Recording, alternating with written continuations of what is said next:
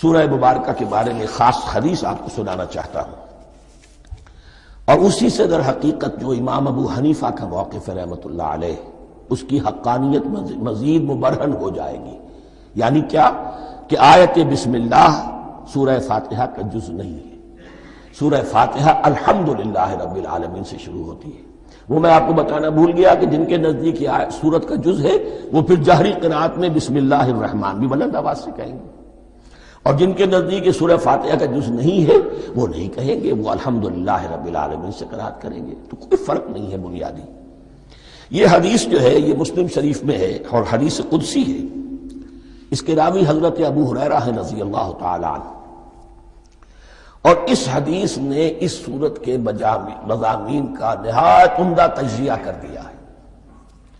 حدیث کے الفاظ سن لیجئے، قسمت الصلاۃ بینی و بین عبدی نصفین۔ اللہ تعالیٰ فرما رہے ہیں، حدیث قدسی ہے، میں نے نماز کو، صلاۃ کو اپنے اور اپنے بندے کے درمیان آدھا آدھا تقسیم کر لیا۔ فنصفها لی ونصفها لعبدی، اس کا نصف جو ہے وہ میرے لیے ہے اور نصف جو ہے وہ میرے بندے کے لیے ہے۔ ولعبدی ما سأل، اور جو میرے بندے نے مانگا میں اسے دوں گا، میرا وعدہ ہے یا میں نے اسے دیا۔ اس کے بعد اس کی تفصیل آتی ہے، اذا قال العبد، جب بندہ کہتا ہے الحمدللہ رب العالمین، قال اللہ حمدنی عبدی، جب بندہ کہتا ہے الحمدللہ رب العالمین، اللہ فرماتا ہے میرے بندے نے میری حمد کی۔ وَإِذَا قَالَ الرَّحْمَٰنِ الرَّحِيمِ قَالَ اللَّهُ اثْنَىٰ عَلَيَّ عَبْدِي، جب بندہ کہتا ہے الرحمن الرحیم، اللہ فرماتا ہے میرے بندے نے میری ثنا کی۔ وَإِذَا قَالَ مَالِكِ يَوْمِ الدِّينِ قَالَ اللَّهُ تَعَالَىٰ مَجَّدَنِي عَبْدِي، میرے بندے نے میری تمجید بیان کی، میری بزرگی بیان کی۔ اب یہ تین آیتیں ہو گئیں، تینوں میں اللہ کی حمد ہے، ثنا ہے، تمجید ہے۔ یہ تین آیتیں خالص اللہ کے لیے ہو گئی۔ اب چوتھی آیت آئی، ایاک نعبد و ایاک نستعین۔ اس کے بارے میں جب بندہ کہتا ہے اذا قال العبد ایاک نعبد و ایاک نستعین، قال اللہ تعالی ھذا ما بینی و بین عبدی ولعبدی ما سأل، یہ میرے اور میرے بندے کے درمیان ہے۔ یہ تو یوں سمجھیے کہ یہ گرہ لگ گئی ہے میرے اور میرے بندے کے مابین۔ اس نے مجھ سے قول و قرار کیا ہے، اس نے میری بندگی کا اعتراف کیا ہے، اس نے تسلیم کیا ہے کہ میری ہی بندگی کرتا ہے اور کرے گا، اور مجھ سے مدد چاہیے ہے۔ ھذا ما بینی و بین عبدی، یہ معاہدہ ہے، معاہدہ دو فریقوں کے مابین ہوتا، یہ میرے اور میرے بندے کے مابین ہے۔ وَلِعَبْدِي مَا سَأَلَ، اور میں نے اپنے بندے کو دیا جو اس نے مانگا، وہ میری مدد چاہتا ہے، میری مدد اس کے شامل حال رہے گی۔ فَإِذَا قَالَ، اور جب بندہ کہتا ہے اهْدِنَا الصِّرَاطَ الْمُسْتَقِيمَ صِرَاطَ الَّذِينَ أَنْعَمْتَ عَلَيْهِمْ غَيْرِ الْمَغْضُوبِ عَلَيْهِمْ وَلَا الضَّالِّينَ، قَالَ اللَّهُ تَعَالَى هَذَا لِعَبْدِي وَلِعَبْدِي مَا سَأَلَ، یہ تین آیتیں یہ میرے بندے کے لیے، اهْدِنَا الصِّرَاطَ الْمُسْتَقِيمَ، اسی صراط مستقیم کی وضاحت ہے مثبت، صراط الذین انعمت علیہم، اسی صراط المستقیم کی وضاحت ہے منفی انداز میں، غیر المغضوب علیہم ولا الضالین۔ یہ سب میرے بندے کے لیے ہے اور میں نے اپنے بندے کو دیا جو اس نے مانگا۔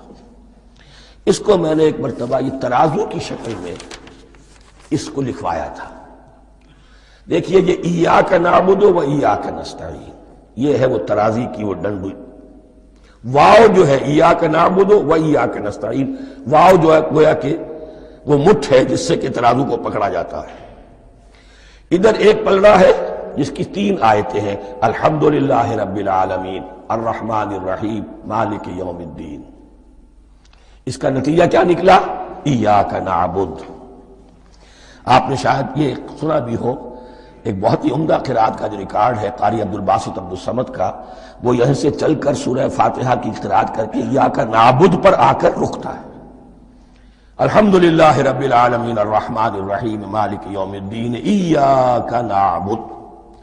گویا کہ یہاں یہ صورت بالکل ہاف ہو گئی ہے، تین آیتوں میں اللہ کی حمد ہے، ثنا ہے، تمجید ہے، جس کا نتیجہ ہم تیری ہی بندگی کرتے ہیں، تیری ہی اطاعت کریں گے۔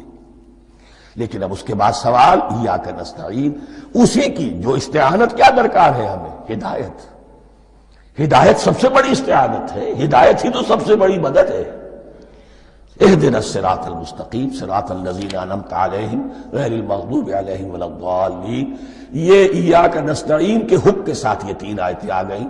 اہدنا الصراط المستقیم صراط الذین انعمت علیہم غیر المغضوب علیہم ولا الضالین۔ قسمت الصلاة بینی و بین عبدی نصفین فنصفها لی ونصفها لعبدی ولعبدی ما سأل۔ اللہ تعالیٰ اس سورہ فاتحہ کا جو اصل مفہوم ہے وہ بھی ہمارے ذہنوں پر، ہمارے شعور کی سطح پر اسے اجاگر کیے رکھے، ہمیں توفیق دے کہ جب بھی پڑھیں، جب بھی سنیں تو وہ کیفیت اگر ہو جائے۔ اس لیے کہ ایک حدیث ہے کہ الصلاۃ معراج المومنین، نماز تو اہل ایمان کے حق میں معراج کے درجے میں ہے۔ اس حوالے سے ہم یہ سمجھ سکتے ہیں کہ کوئی وقت ایسا آ سکتا ہے کہ انسان کو واقعتاً، روح انسانی واقعتاً اللہ کے یہ جواب سنے۔ انہونی بات نہیں ہے یہ، ہوتا ہے خطاب آخر، اٹھتا ہے حجاب آخر، کرتے ہیں خطاب آخر، یہ تو ہوتا ہے۔ مخاطبہ الہی، یہ تو میں نے عرض کیا کہ ثابت ہے، مخاطبہ، محادث اور تحدیث، اللہ بندوں سے کلام کرتا ہے۔